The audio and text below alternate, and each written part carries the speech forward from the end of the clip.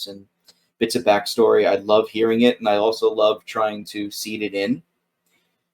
As far as where you are in the world right now, there is a specific city, and I use the word city loosely here. It's more of like a very small town by the name of Phaendar. And did it come up on Roll20? I see it. All right, just wanted to make sure. So, the region you're in. So, I guess like this is where I want to do like a little bit of backstory, a little bit of what's going on, so everybody who may not be familiar with like Pathfinder lore that much knows what it is. The region you're in is a nation called Nirmathas. It's a relatively new nation that has been under like empire control for a long time. And prior to that, them and their sister nation, this place called Molthune, which is literally to their east, were actually once one place. But when Molthune broke away from the empire that's to the west, they started like emulating what they were doing. And Nirmathas and the people living in Nirmathas didn't like that. So there was a rebellion that happened. The guy that led the rebellion was an elf who's like, I think his name was like Nirmathai something or another. You can quote me on that. All the lore hounds are listening right now. And to make a very long story short, they were able to beat back the Molthune army. They named the nation after this guy Nirmathai, who got assassinated like a few days after they beat him back. And since then, Nirmathas has kind of been like a frontier nation. Like almost everything that you see, like wherever you go, it's like just homesteads, very small towns. Any large-scale cities are using that term loosely. They might have like a couple of thousand people there, but like the buildings are literally like ramshackle, like completely just like wood and simple materials. Part of this is because they've been invaded so many times over the past 60, 70 years, either by Molthune or, as Gary pointed out, by the orcs living in a place called Belskin, which is to the northwest. They pretty much have like their own tactics to fight them, which is all guerrilla-style tactics. So, you know, they literally like just drop what they're doing, run into the nearby woods because there's a large wooded areas nearby, take up arms, and then just hit and run until they go away. You know, or starve them out, you know, and all that kind of stuff. And that's pretty much like what life in Nirmathas is like. Everybody is fiercely independent like that. And this town that you see right here before you is Phaendar. It is, despite the fact that it has like a stable population of like 90 people, you know, it is one of the largest towns in the area you're in, which is in southern Nirmathas, in a place called the Nirmesian Plains. The only other place that has like an actual substantial population is a city that's up northwest a bit called Long Shadow, which is a mining town. And right now, there's actually a festival going on. So you actually have like over 500, 600 people that are basically gathering in the market green here, which is kind of like the town center. There's some music. There's some games. There is mostly people that are coming in to buy and sell goods, that type of stuff. And it's an annual festival. They call it like the Autumn Harvest Festival. So it's like we're in like late summer, early fall, basically that kind of area. So like they're celebrating like the tail ends of the seasons. And so I guess I could ask you all, like, why are you all in Phaendar? Is that just by happenstance of where you happen to land at this point? Or was there another reason why you were here? Were you just passing by? You're looking to make some money? What's the deal? I think I helped out a gentleman and his family for the opportunity to stay in their caravan. Okay. It was supposed to be for a week, but after 2 days they said once we got here, they're like, "Okay, get out of here. We don't like you."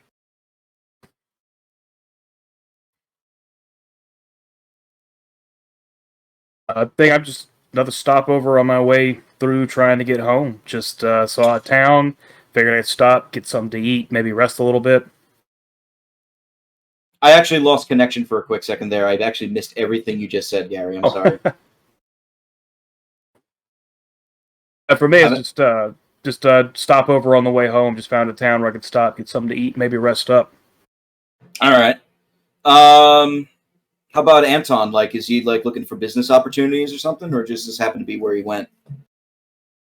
I'd say he's out looking for a new place to do business. You know, he's fleeing a potential being chased by the law, so this seemed like a good remote place to, settle back down. And Icon, any reason why you'd be here? Probably following a party. To be fair, you're not the party yet. No, I mean but like a celebration, a party. Oh, that kind of party bus. You know what? There might be like a contingent of people that are coming down here. I can see that. That works. Yeah, the party bus is here. So, and Icon is one of the folks that is involved in that. So, to give you sort of like mappings, and like it's afternoon right now. It's like the height of the first day of this festival, so it's actually going to be going on for the weekend. So you got like 3 days if you want to stay. There's like not that many like buildings that are super descriptive to really make note of. There's only like really 4 buildings that seem to matter besides the bridge that's over that raging river, the Meredith River. You have only 1 2-story building in town, which is actually the inn. It's a place called the Taproot. You have a temple for those that wish to stop by and pray. That's where C is. C is the temple. D over here is the Taproot Inn. B is actually the trading square and the blacksmith's hut. So it's actually like the center place where a lot of the hunters and people go to like do market business and whatnot, alongside the green. And A is the only other shop in town. It's a place that on the sign you just see Orel's shop. So those are the only like notable spots. You see like outhouses towards the edge. There's a couple of tents propped up right now for people that staying. Mostly like around the market green, but otherwise it's pretty quaint, to be honest with you. So this is where I'm actually going to ask if anybody wants to do anything in town while we're here.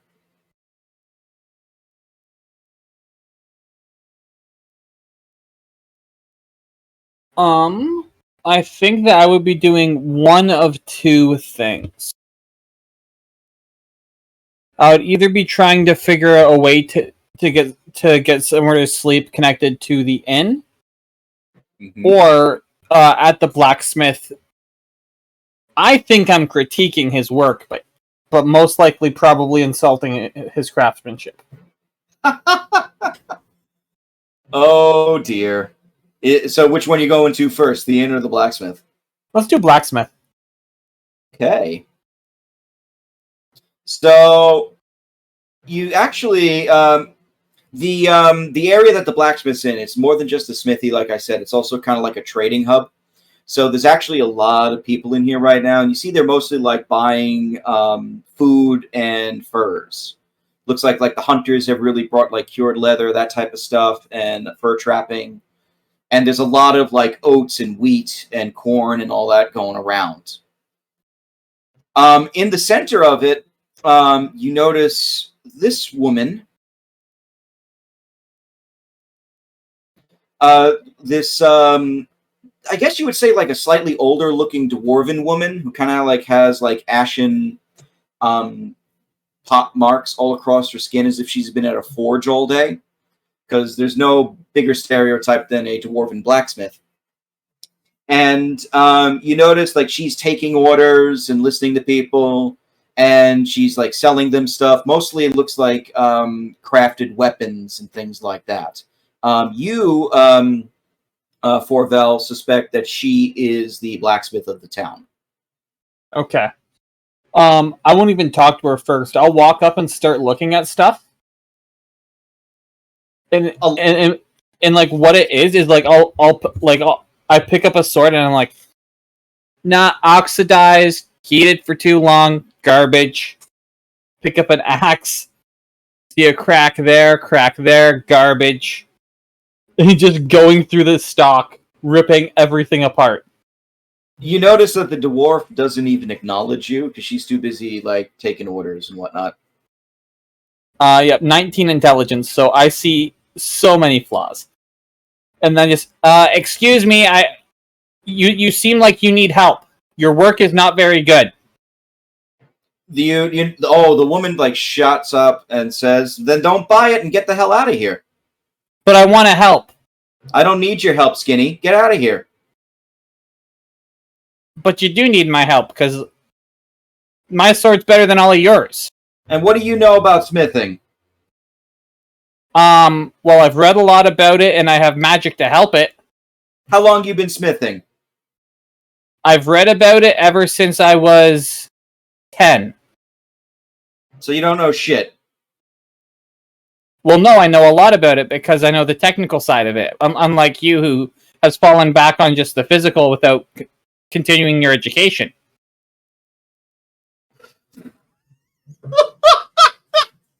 The dwarf just looks like confused and agog at that, and it's also a 5'3", 110-pound and she's just miniature like person. Yeah, she's kind of just staring up at you and says, "You know what, kid? You're too smart for your own good. Get the fuck out already." All right, I'm just trying to find a place to stay, but if you're gonna be rude, I'll let you be rude and walk away. These damn tourists. Wish they would just get the fuck out of my goddamn town. All right, Felix, you got your order here. Come on, hurry up. And no, this axe doesn't have a crack in it like this idiot said. It's fine quality. If I hear that, I'll be like, not true. Look 4 inches into from the blade, about 3 inches up. And it's the tiniest crack that will never cause a single problem. She actually does look at it for a second to see if she did miss something, but she doesn't see anything. He's like, he doesn't know what he's talking about. Yeah, the blacksmith seems to like not give a damn and doesn't have time to deal with you. Especially because it's very crowded right now because there's so many people here. That's definitely not helping. That's definitely not helping. But let's actually do a roll about it. Like, is there any roll that you can make about her? About her? Let's see if I can find the equivalent of insight. It would be... No, I forget what that actually is off the top of my head. There's too many skills. Would it be diplomacy? No, that would be like negotiating like prices with her, and I think that ship is sailed. Oh yeah. Unless I can somehow prove my ability. Sense motive, I think, would be the way to go with that. Okay. 1 sec. Oh yeah, you have no clue. You're like, yeah, she's just cranky today.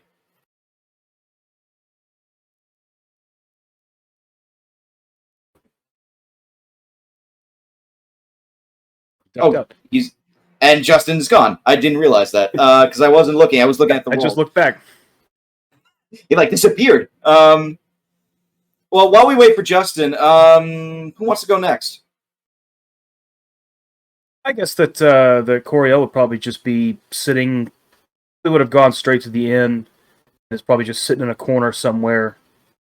Got something to eat. Probably really hungry from being out on the road. Yeah, you actually The inn is actually pretty packed, despite the fact that it is like mid-afternoon. Like usually you don't see that, especially like in like small towns like this. But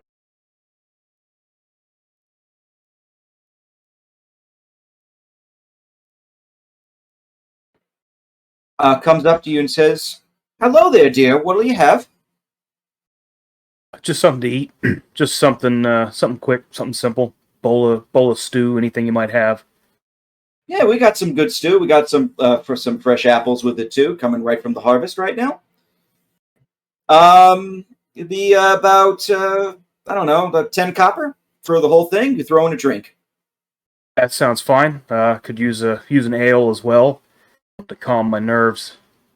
You A lot of okay people there? around here. Just a lot of people pressing in. I don't really like the crowds too much. You came at the wrong time then. Like it always like swells this time of year when we're dealing with like the harvest. Don't worry, in like 3 days, like the town's gonna be empty once again.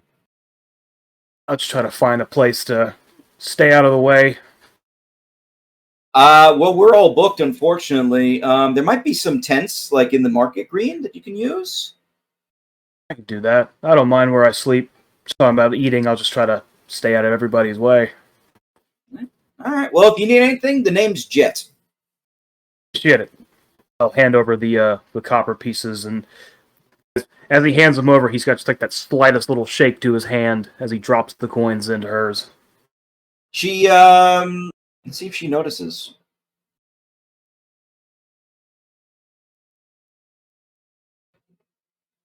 She actually does see like the slight shake as you like drop it in. And she doesn't say anything, but she does take it, and she heads back to the counter. And like about like 20 minutes later, she comes with a bowl, a drink, an apple, and she says, "Enjoy it. And if you need anything, let me know." Yeah, thanks. Well, I put the apple like in a pocket somewhere and just take the bowl and the mug. And if he can't find like even just like a corner to stand in or anywhere to get out of the way, he'll probably go outside and just try to find someplace to sit down. Try to get away from the crowd as much as possible. Yeah, there is. It is. Well, there's room in the ground floor of the inn. So there is a corner table you can sit at. When you sit down, though, like other people do come and join you just to have like a quick drink. Probably he'll get at that corner table and just kind of keep himself right in the corner of the room and just sort of keep his head down and just eat. Not really look up. Not really try to see what's going on. Not even pay attention to like the other folks and their conversations. Probably give him like a nod when they sit down, and he'll just look up, nod, and then just go right back to eating. He's not trying to start any conversations with anybody, though. Yeah, instead, like everybody's kind of just like talking about their own things. You hear them gossiping about, he said, she said this. They're actually talking. One thing that does come to mind is two things regarding Molthune. Prick his ears up for that. Yeah, the first one is that they're still laying siege down south near where that dwarven citadel is. Don't know what they're trying to do there. They've been there for like about a year almost now, and they're just like talking it over about like this. I mean, if you want, do you have like local knowledge or anything like that? I don't think I have knowledge local. Weirdly enough. Interesting. What did you take? So I'm kind of curious now. Yeah, well, it's weirdly enough, fighters, for whatever reason, fighters get dungeoneering, which makes sense, but they also get engineering, strangely enough. And then I took point to knowledge nature. Okay. All right, so none of these would really apply in this case. The other thing is talking about how there were reports of Molthune raids up to the east, past the rivers, which is close to where you came from. So they are like actually mentioning like the previous battles and whatnot.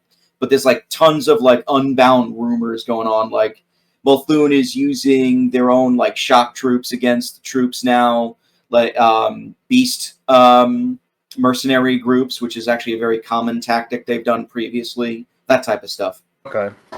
probably stuff that I'd be familiar with, certainly. You are familiar with the tactics. Molthune tends to have they do hire out mercenaries. They tend to form what they call beast units because they tend to be like mercenaries of orcs, hobgoblins, centaurs, whatever it might be that they can, willing to convince to fight them, for them, I should say. And obviously their own troops. They have their own like shock units, like their mage contingents, things like that. You were at the front lines. I can tell you this for a fact, like there were no beast units, at least that you saw recently. Okay, nothing that I've ever seen. Okay. So at that point I might actually, pick up and be like, how far east? Like where are you hearing these beast units are coming from? Oh, this older looking fellow, kind of like a very heavy set guy, wearing a you notice he's like wearing like what looks like a merchant's coat, kind of, so it looks like a little bit richer. He says, well, from my understanding, they're right across the river, about, 70, 80 miles from here. What kind of beasts? I've never seen any beasts. It could be any manner. It could be like trolls. It could be goblins. I just know that Molthune tends to have a tendency of using them every once in a while. That's why it's so hard to actually go trade over there. You run into them, those units, they have no discipline whatsoever. They just rob you and leave. They just kind of stare at him and then just go back to eating his soup. Says, well, so I just come up from the south. Didn't see anything like that down there. Oh, really? Like, what is going on down there? Same as always. Molthune just keeps pushing through. We keep pushing him back. Well, you got it rough then. I wish you luck when you head back over. Yeah, yes. I said I was able to get a little bit of time off, and he just kind of looks down and starts drinking his drink. Hey, no better spot than right here, right now, with this festival going, right? It seems like a nice place. And he just drains his drink, sets it down. Says, all right, well, have a good. He's gonna stand up and make his way out of the inn. Well, if you ever need anything, let me know. The name's Pharaoh. I'll keep it in mind. He just keeps on going. All right, you just like walk out, and now you're hanging out outside, I guess. Yeah, now outside, just kind of getting out from the crowded inn, just looking around, and trying to, again, put himself away from the crowd, trying to keep himself, trying to find a little patch of breathing room.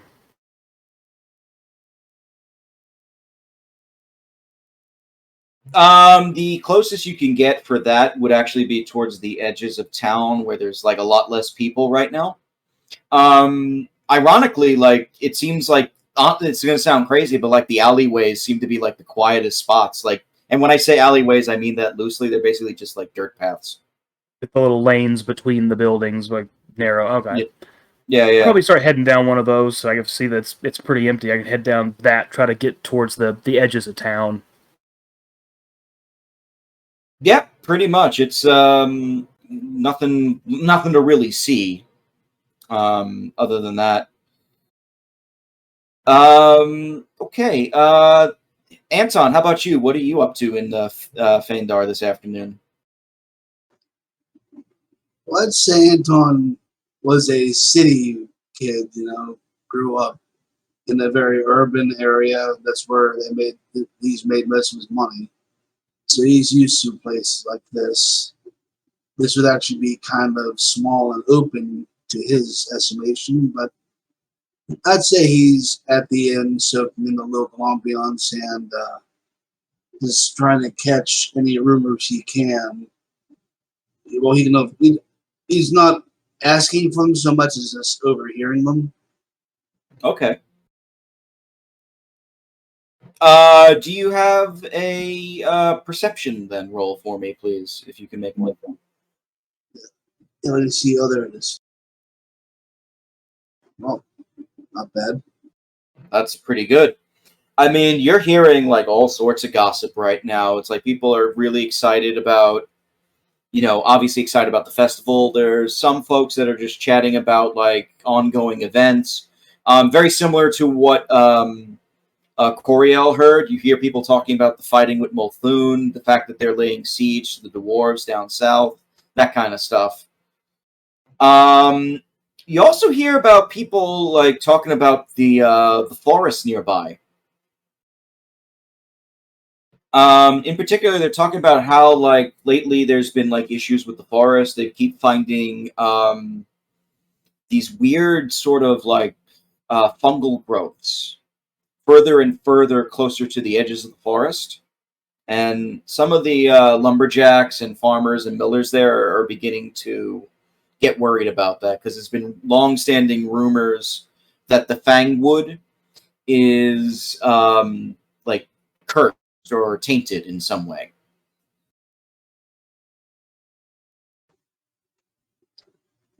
So has that been affecting their logging in any way, or is this some more or less benign fungus that they're ascribing supernatural intent to? It is affecting the logging somewhat because they've been having to like cut out the fungus from the logs and everything that they're knocking down. It's not like rotting the wood yet, but there's always been long-standing rumors that the Fae are doing something like tainting the land and it's like nasty and whatnot. But then you get like a lot of people saying, well, the rangers, you know, that actually patrol the forest, that shouldn't be happening. They're taking care of things. So you're getting like mixed messages in that regard. I see.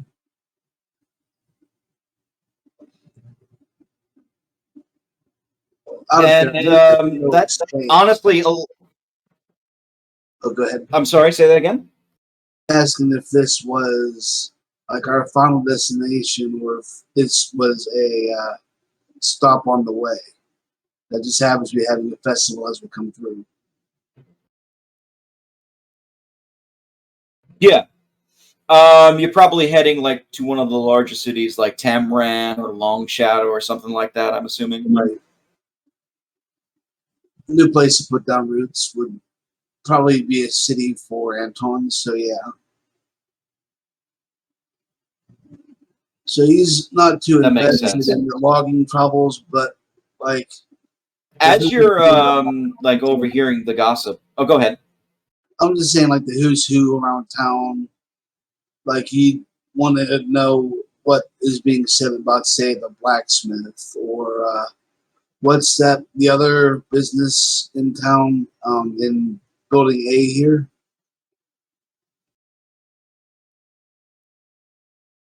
You said there was something, and you gave a name to it, but I couldn't quite make it out.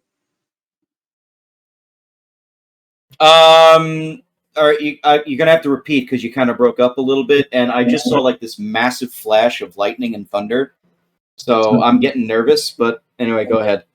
Well, you said there were two businesses in town besides the inn, and one of them I think was at Building A. You gave a name to the business, but I didn't quite hear it. It was like sure, it's Oreld. Oh, Oreld.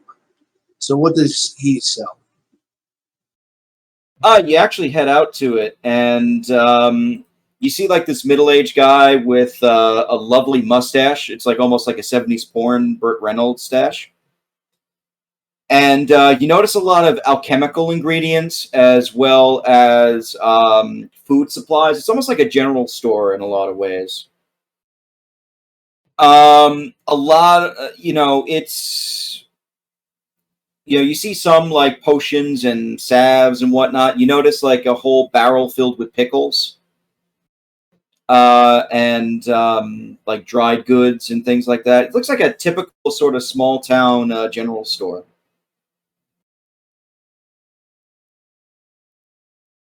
Excuse me, I just have a swallow there. But would he happen to have any kind of like a sun rod or a actually, I'm more looking for tinder twigs.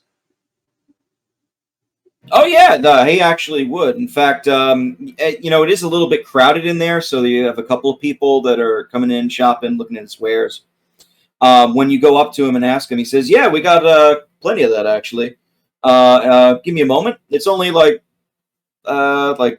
6, 7 copper apiece. We can do a whole bundle for you today for a silver. We give you like 6 of them. I'll take it. All right. Quite fair to me. There you go. And he actually bundles up the tinder twigs and all that type of stuff for you.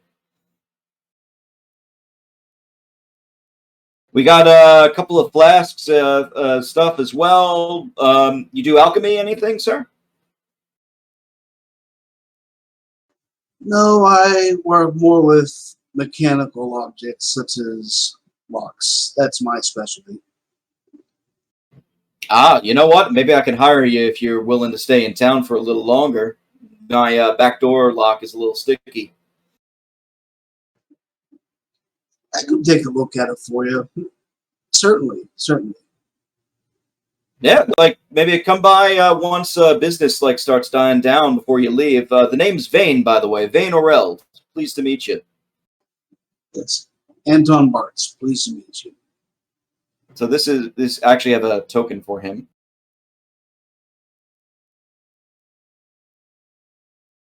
I'll need to write that Here- down. Oh, there it is. Vane Orel. Yeah, told you, like a very Burt Reynolds looking fella. So much so, I think that's where they copied that picture from, and they just drew. It over a almost picture looks of like him. they just drew Burt Reynolds. Yeah, I think that was what they were going for with this guy. I sadly can't do a Burt Reynolds impression, or else I'd try, I guess. But you know, and I can't really even think of what Burt Reynolds sounds like. I'm I trying just to try imagine and- looking at the hand and it's not working. It's just it's like a fairly generic sound Yeah, coming yeah. to my mind. I'm just thinking like Boogie Nights, Burt Reynolds. You know, Yeah. like where he kind of has the slight accent on there, or like It's got a little bit of one, but it's not enough to really pin down. Anyway, he bundles the stuff for you. He actually says you say you do mechanical stuff. You said too, right? Just locks. Anything else? Locks are my specialty, although I could dabble in other similar intricate items, I would imagine. Yeah. I mean, I'm not really working on intricate projects, but you know, the biggest thing we're doing right now is trying to create some. You ever hear of something called stump remover? Out of character, I know it's some sort of chemical that burns it away, but I'm going to just have in character, he's just going to shake his head. It's basically this. It's basically this large defoliant. You see, we're trying to use it to get rid of some of the dead brush and all that stuff around here. Sometimes the trees on the plains, they can be dangerous if they catch fire. You know. Right. And you're going to want a fire break around this town as well, so makes sense. Yeah, got to be careful though. I don't know if you know anything about alchemy, but if you mix it wrong, it turns into a giant bomb, giant explosives. Very dangerous. Yes, I don't think I have the nerves for alchemy. Not a lot of people do, I've noticed. I'm the only one in town that actually, not only am I doing the store here, I also double as the I guess the town apothecary nowadays. So we don't get a lot of fancy medicine from anywhere else. You notice Vane is very really into talking to you because you actually show some, I guess interest and skill in what you do. You know, it's very obvious he's trying to get to know you more. I guess maybe because you offered to do business.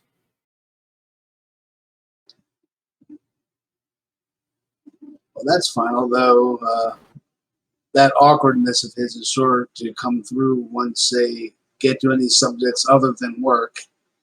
Because you know how nerds are, they'll talk to you for hours about Gundam or whatnot, but then you get them talking about anything else, and then they're just all over themselves about something about it, and they can't quite get their heads on straight. Yeah. Justin, you were going to say something? I was going to say, is it common knowledge around town that they're looking for someone who might be able to help with this? With the stump remover? Yeah. Roll a... Do you a favor, can you roll like a perception on that one? Perception kind of is like a catch-all, not just seeing things, but also hearing stuff and whatnot. Absolutely.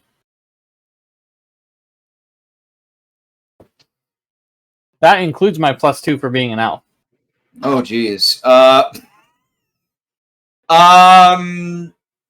Yeah, this seems like it's like a very specific thing. Maybe only like the locals might be involved in this project. But like with the amount of people that you've been like overhearing, you don't really hear much of anything. It's just like gossip that you don't care about, really. Much chatter. Like they're like talking about like superstition this, war that. It's like I don't care. Nothing's like really popping out for you. True. You spend some time chatting with Vane there, Anton, when somebody actually runs up to you and says, "Oh, it's about time I found you." And you see your associate. I hope that's close enough to what he may look like. I'd say yeah. I was thinking somebody a little more Dom DeLuise, Danny DeVito, but this is awesome. I prefer. Oh, I can find a Dom DeLuise if you want. He'll go great with the Burt Reynolds. This is good. Alrighty. And he says, "Hey, I finally found you. Listen, there's I was talking to a couple of people. They may be interested in some quick business for like some jewelry boxes.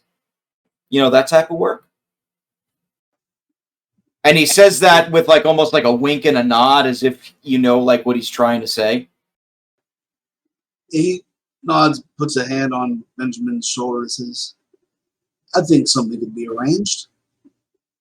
All right. So like maybe we could maybe I can introduce you to them, or do you want to like check out their stuff tonight? Yes, I'm just speaking with this nice gentleman. He's got a lock on his back door that is a little sticky. He needs some help with. So, yeah, Are you in a... today, isn't it? Yeah, and Vane actually says you're an associate to Mr. Anton here, and he says, "Oh yes, the name's Benjamin Staff. I'm kind of his assistant, let's say, help him find jobs, work partner type of stuff, sir."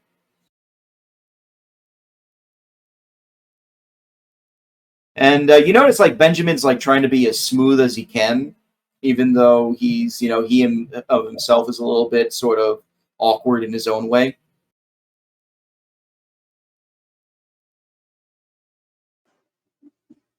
Well, hopefully, just the fact that Vane likes Anton so much as it stands, that'll carry them through.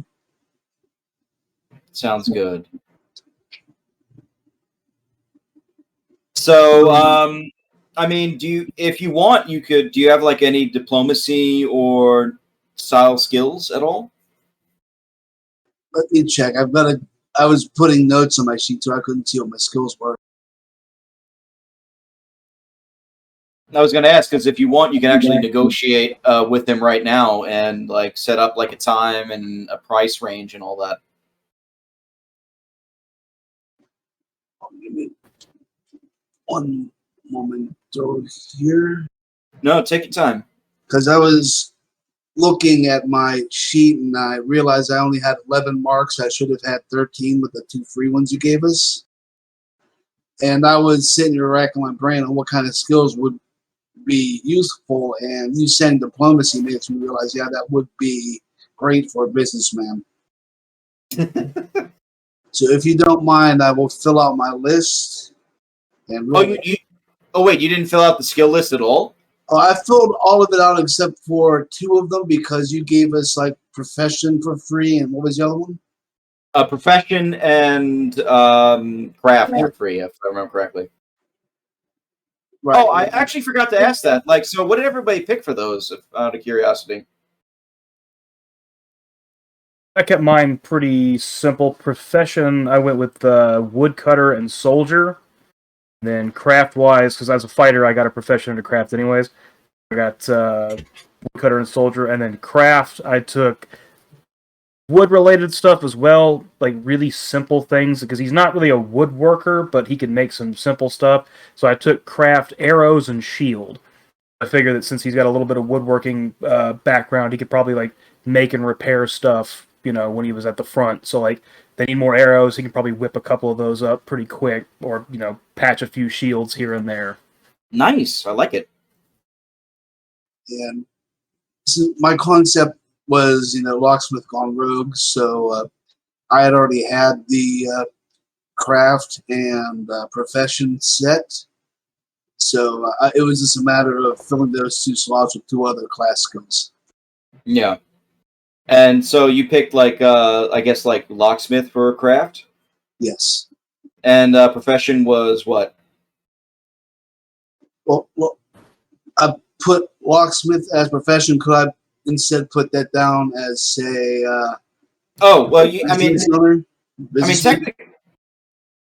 technically locksmith would be a profession too, now that I think about it. So locksmith might just be more of a general, like a greater type of smith. Yeah. That locks would fall under. Because being a locksmith, you would also be able to work on like gates with gears and stuff like that, because effectively they're just bigger locks. I mean, I'll allow it if you want it that way. I'm a very generous game master like that. So, like, profession locksmith, craft, mechanics? Yeah, that works. Yeah, mechanical is one of them, right? One of the ones I think they even mention in the book. Yeah. All right, and that kind of helps my character become more like I was talking him up to be. So, thank you. No problem. And how about you, Justin? Okay, profession, I went teacher. Interesting. And craft is scrolls. Oh, that makes sense. I can see you doing a lot of like scroll crafting. Well, I also have a one of my feats is scribe scroll. Okay, cool. So, I think I get it for being a wizard. I actually don't remember. I always thought you had to take that feat, but it doesn't If that's matter. the case, If that's the case, I took it. Yeah. I don't have the money for it. Mm-hmm. Not yet. However, if those services were needed, I would be very good at doing it. We will see how that could be done then. Got to get some money first. Anton, real quick, just to finish it up. I mean, you start talking to Vane. He doesn't really have like a lot of like. You notice that he's like doesn't really have like a lot of things to, I guess, really say. And that makes any sense, like, or really to challenge you. He obviously is a decent sort of, alchemist, but he definitely isn't like the best merchant in the world. Is your impression of him? So much so that I got to roll just a straight D20 for him. Well, that's both of us in the same boat, it seems. You got a better roll than I did, and I did. A bonus. He did. You are coming on a little strong. You're talking up your business and all that. And he says, well, I never knew that locksmithing like that was always like so involved. I just needed to like unstick. Is there any way you could just make the current lock, less sticky? I think so. Might take some adjustment of the key to smooth down any rough patches upon it. That's usually the cause of lock sticking, is some part of the key catching on some part of one of the other tumblers. That makes sense. You know what? Let's talk about it maybe tomorrow sometime. I really should get back to the customers, though. My apprentice can't really hold them that further. Of course. Gotta do your business, sir. It's a pleasure talking to you. Well, thank you. And so now we're going to skip some time, if that's okay. And we'll go to closer to the evening. Just out of curiosity, where is everybody right now in the evening? Where do you think you would be? I would be going into the inn. Okay. That's where Anton would be, probably with Benjamin, unless Ben's out looking for more work. He's already found his son, though, so I don't see why he wouldn't be hanging out with me right now. Probably headed back to the inn just to get some dinner. Then gonna get ready to get some sleep. Probably move on in the morning. Sounds good. Okay then. You do you see the change in the map? Not yet. No. There we go. There we go. I take a sec. And I do apologize. I tried my best to keep the map on the grid as much as possible, but it is a pain in the butt to get right. Hey, we'll make it work. Oh, that's a tiny inn.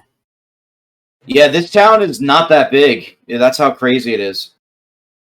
What's more insane is that it's packed to the gills almost. There's 20 plus people in here.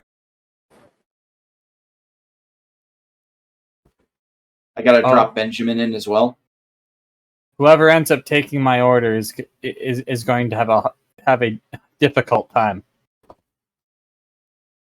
Well, the only person that seems to be running it is the young woman going by the name of Jet.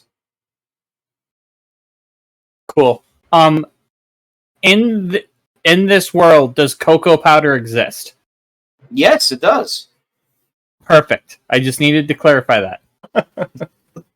Are you looking for chocolate milk or some kind, or?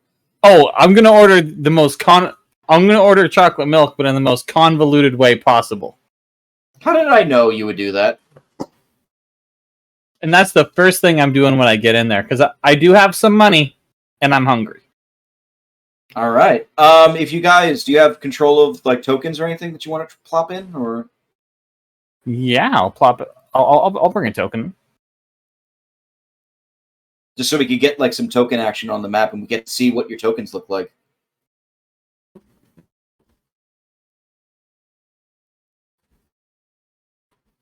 Also to give a bit of the visual cue, for my clothing and that, I don't look very well off whatsoever. Traveler's clothing, backpack, don't even have a tent. I have a bedroll.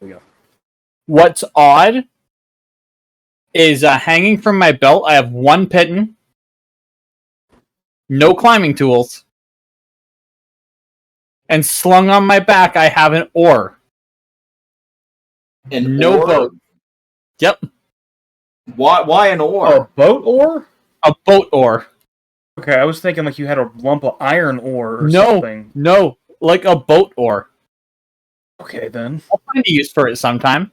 He picked it up in his travels. This is like a little magpie just grabbing things that he sees that catch his attention. He doesn't have a home. He takes things that he might have a use for. That makes sense. It makes sense. I like it. I mean, you're talking about how your clothes are old, worn and moth-eaten and all that kind of stuff. A lot of people here kind of look the same. The richest people look like the merchants that are out of town. Cool. That's pretty much it. The only other person that looks like they have at least a little bit of money. You see this actually rather tall woman in the center of the bar.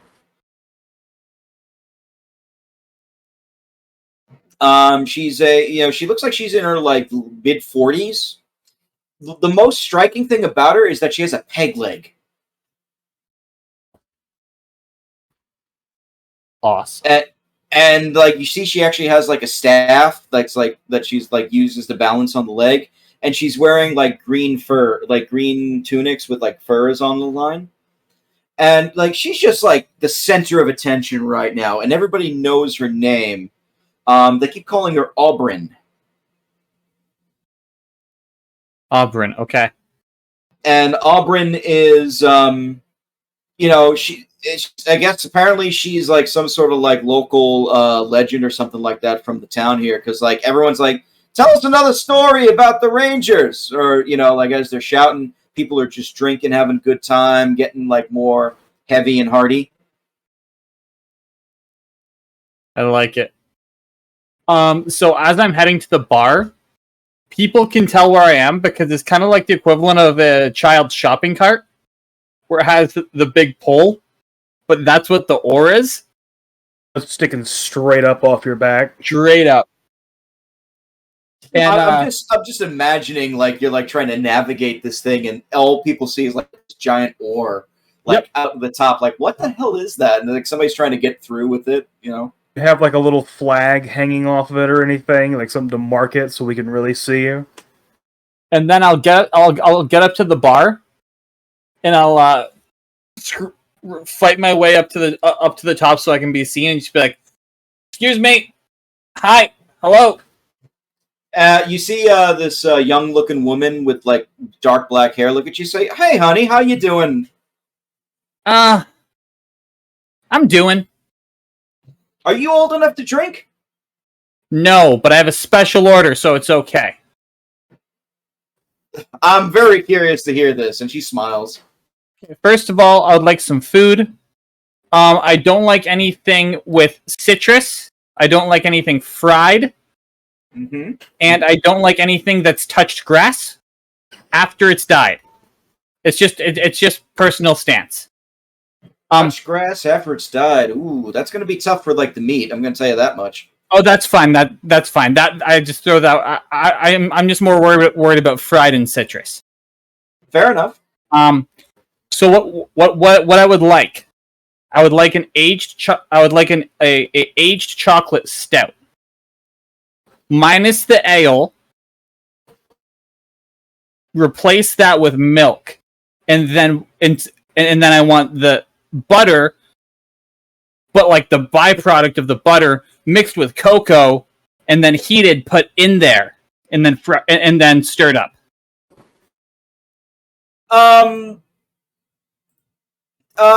I don't know if we have all those ingredients. I can see what I can do though.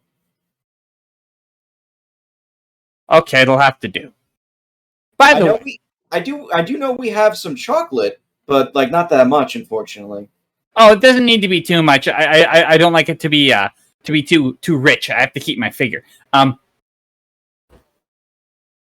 trying to make some money, and I offered to help the blacksmith, but she was a real nope. I've been told not to say that word. She was rude. She actually cut you off. She actually cut you off and says, "You know what? Kinning is like that all the time. She's not that friendly. I'll be honest with you." So the thing is, I'm a wizard. Are you? Yep. I taught myself, and I want to make some money before I have to move on. Like, people don't like me much. People are all assholes, though, so that's why. I've seen a lot of people. I can understand that sometimes, honey. Yeah, like, I just tell them how it is, and if there's something wrong, I let them know, but they don't seem to like it. Well, if you're looking for work or anything like that, have you tried the temple? Why would I go to the temple? That's all, like, church people.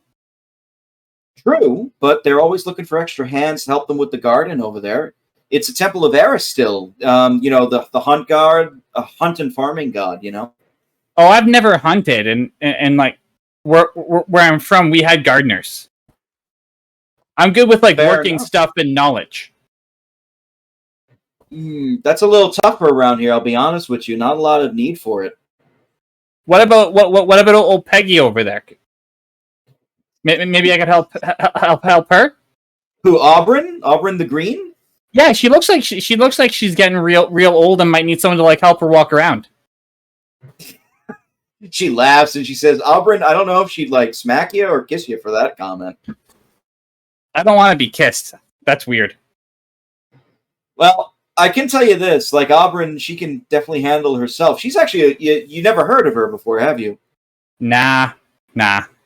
She's kind of the de facto town leader in some ways, although the town doesn't really have a leader. Oh, does she need a deputy? No, not in that regard. The town solves its own problems, but through the laws and whatnot. Is there But she used to run with the. No, not really a lot of paperwork. You haven't been in this area in Nirmathas in a while, have you? Oh, I just kind of wander around and get what I can. I find some stuff. I make it work. Hey, more power to you. I like that spirit. Now she used to run with a group known as the Chernshado, the Chernshado Rangers. They have like camps all up in the woods nearby here. Any like specific troop within them? Well, they're like ranger protectors. They're the ones that control the woods, and they also fight, Molthune and all that stuff. What would the role be to know more about the Rangers? Either would it be local because it's a local thing around here, or I can give you nature because it is within the forests and whatnot. Both are the exact same thing, so I'll take local.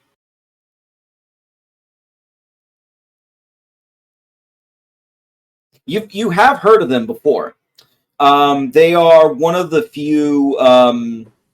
You know how we were talking about before about like all these different sort of like de facto units all around this area in the army? They're one of the few that actually is pretty organized and decorated. They have several. They supposedly have several like outposts and forts within the forest, and they also they do the fight against Molthune and all that stuff because of the ongoing war. But they also like take in a lot of people who either desire to become a member of the Rangers or can, provide assistance in any way possible. Including knowledge. You know what? I could lead a troop. Have you ever led anybody before? No, but my dad's kind of a big deal. So like I figure I'd follow in his footsteps.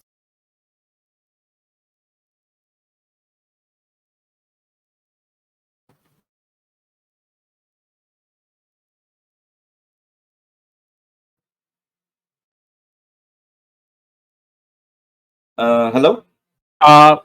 You are now back. I am now back. I'm losing power, I think, because of the thunderstorm outside. Wow. Yeah, this is a bad night all around for everybody. Where are you at? I'm in New York right now. Okay. And I'm kind of living between two places in New York and Pennsylvania. So I'm kind of on the road right now for my job in New York, and I'm sort of semi-living in the Poconos in Pennsylvania. That's where I'm currently staying. So hopefully it'll probably change soon because like I teach for a living, so it really depends on the semester and where I am in the year and all that stuff. Absolutely, it does. Oh yeah, especially when it's all part-time teaching. Oof. Yeah, it's that's how rough it is sometimes. Anyway, you notice that as you were talking with Jet there, she actually did make your chocolate milk. She, you can tell it's probably not up to like the instructions that you were hoping, but it is milk with chocolate in it swirled, and it looks decent. Can I roll a praise to see how I would rate it out of 10? Yes. 22, because I have a +8. Jesus Christ. Okay, so it's not up to your standards. But considering the where you are, and considering the ingredients on hand, and considering how nice she's been in talking to you and all this stuff, she seems very friendly. I mean, you're willing to grade it on a curve and give it like a 7. All right. In that case, just the responses after I taste it. All right. Local chocolate from good plants, good harvest, got a lot of sunlight, milk probably 2 days old at most, well taken care of, solid swirl, and it was slightly heated. I'll give you a 7. Hey, I'll take a 7, says Jet. And she says, you do this with every drink you have?